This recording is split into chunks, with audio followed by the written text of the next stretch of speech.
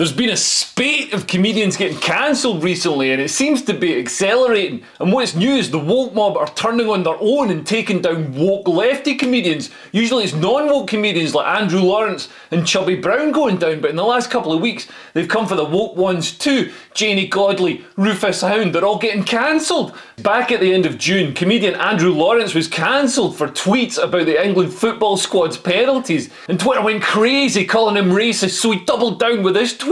And that was it. His agent dropped him, venues cancelled his tour shows. He was dust. Of course, these tweets need to be seen in the context of the media furore around the football tournament. Instead of just letting us enjoy it, we had to have a mantra of diversity rammed down our throats constantly. The England football team are winning because of diversity, and you're all racist, screamed every woke fuck on social media, as if we hadn't had decades of hugely diverse England football teams being really popular. But because these woke fucks have made the England team's success about diversity, they opened the door to somebody joking that the failure was about diversity too. And the people getting offended by Andrew Lawrence's tweets are actually the racist ones. You can only get offended by what he says if you take it at face value. So you'd have to believe that Andrew genuinely thinks that black people are somehow inherently worse at football than white people, which he obviously doesn't believe because that's a ridiculous concept. The huge overrepresentation of black players in football and most sports shows that they're inherently not bad at sport. Nobody thinks black people are bad at sport, not even Nick Griffin. But anytime people get offended by comedians, they take everything the comedian says at complete face value. There's no room for context or nuance or irony or even the concept that maybe, just maybe, the comedian was, I don't know, joking? I mean, could that be a possibility? Could comedians sometimes be trying to make a joke instead of being racist? Nah, let's just assume bad faith in everything they say and tear them down. More recently, Chubby Brown was cancelled from a venue in Sheffield by Sheffield City Trust, a charity that receives state funding to manage venues. They said, "We don't believe that this show reflects Sheffield City Trust values."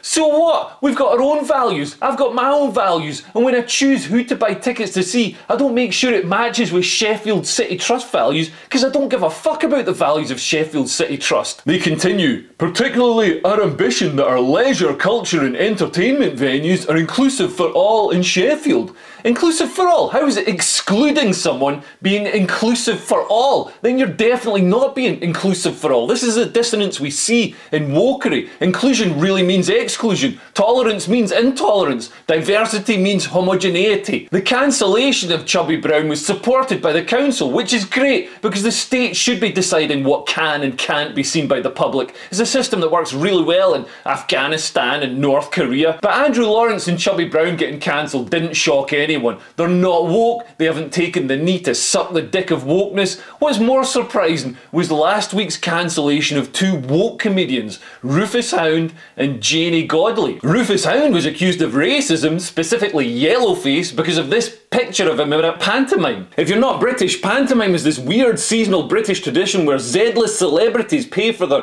Christmas credit card bill by dressing up as the New Zealand women's weightlifting team in various caricatures of Arabs and Chinese guys straight out of a Victorian era guide to the Orient, and they act out hallucinatory stories about beanstalks with giants living at the top of them, or a princess who hangs out with dwarves and there are songs and the audience shouts stuff out like, "He's behind you," and it's really shit, but we still go to it because this is Britain and all we do is binge drink and talk about the weather and do really weird shit stuff like rolling cheese down a hill or doing Morris dancing or watching cricket. Anyway, Rufus Hound, who's a woke lefty who often calls out other people for being racist, has been called out himself for being racist because of this poster where he's in yellow faces, squinty eyes like a kid in a playground in 1984 pretending to be Chinese, and a fucking turban like he's Justin Trudeau at a party.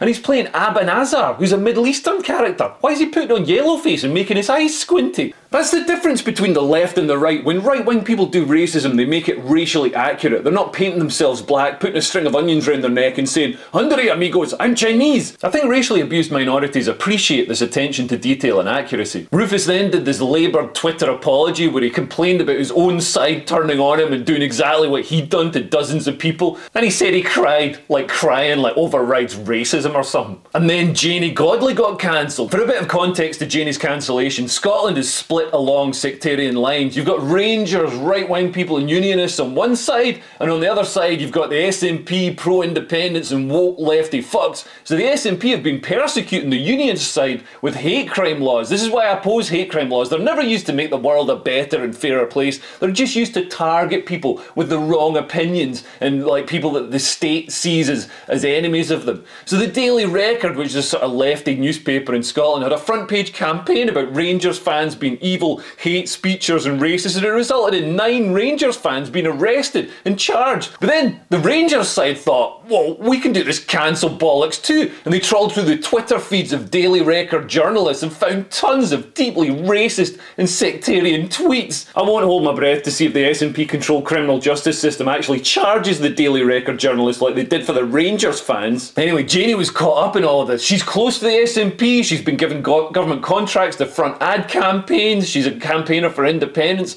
she regularly battles unionists and Rangers fans online. So they unearthed some pretty dodgy racist tweets and comments from our podcast, but she also got grief for online bullying, which to be honest, I thought was pretty funny. The stuff she said would have killed in a club. Anyway, she was dropped from the government ad campaigns. I mean, fair enough, I guess people fronting government campaigns have to be held to a higher standard, but then Tory politician Douglas Lumsden got her cancelled from her pantomime. I thought the right was supposed to be on the side of freedom of speech. This is tragic. Even worse, Nottingham Playhouse pulled her tour date. I hate to see comedians getting work taken off them, whether it's Chubby Brown or Janey Godley, and I hate the blandifying effect it has on the rest of comedy as everybody becomes scared to say anything remotely contentious. Are Janey and Rufus racist? I doubt it, but by the standards that they and people like them set, they're racist. It's almost as if woke people should think a bit harder about the gallows they construct for other people. Could their head fit in that noose as well? These weren't the only cancellations in the last week, unfortunately. Hilarious, edgy Canadian comedian Norm MacDonald suffered the ultimate cancellation when he died from cancer. Wokeists hated him because he was actually funny and he spoke out against clapter comedy. He always chased the laugh because that's an involuntary reaction. It's not a statement of agreement. So they immediately started smearing him. Here's the comedy industry wokeist who called me racist, calling Norm racist. He obviously wasn't racist, but I guess, unlike me, dead people can't answer back. I guess smearing the recently deceased is an easy bit of consequence-free virtue signalling for the lazy wokeists. Another comedian cancelled recently was Nazar Mohammed, an Afghan comedian. He was executed by the Taliban because they're a totalitarian regime who don't tolerate anyone mocking them or straying from their rigid doctrines. Does it remind you of anything? I mean, it seems to me it's just the ultimate extension of the cancellations that are happening in this country. I mean, as Britain becomes a wokeist state, we need to try to protect freedom of speech for comedians. The comedy I like happens in the margins of acceptability. I don't want to watch Mrs. Brown's Boys or Richard Herring. I want to watch Jerry Sadowitz, Scott Capurro, Bill Burr, Louis Schaefer, Dave Chappelle, Frank Sinatra. Are wokeists going to try and cancel them too? I mean, I understand that some people need safe spaces. I need unsafe spaces. They're called comedy clubs, and there's no need to police comedy. It's performed in front of a jury. They're called the audience. If the comedian says anything genuinely racist or homophobic, people won't laugh because despite what wokeists want you to think, most people are nice and they'll be appalled by that. And fuck anyone who seeks to exert power over anyone else. If you don't like a comedian, don't watch them. Don't dictate to me what I'm allowed to watch and not watch. Thanks for listening. I've got a Patreon if you want to support me. I've got PayPal and stuff down below. And also I'm starting a podcast this week. I was doing, well, for a while I was doing like live Zoom shows for my patrons, but I've decided to do a podcast instead because nobody wants to watch a live Zoom show now that like actual live entertainment has started up again. So I'm going to be doing that. I'm going to be doing a podcast and there's going to be special like Patreon only content from that. X-rated OnlyFans stuff. So yeah, get on that.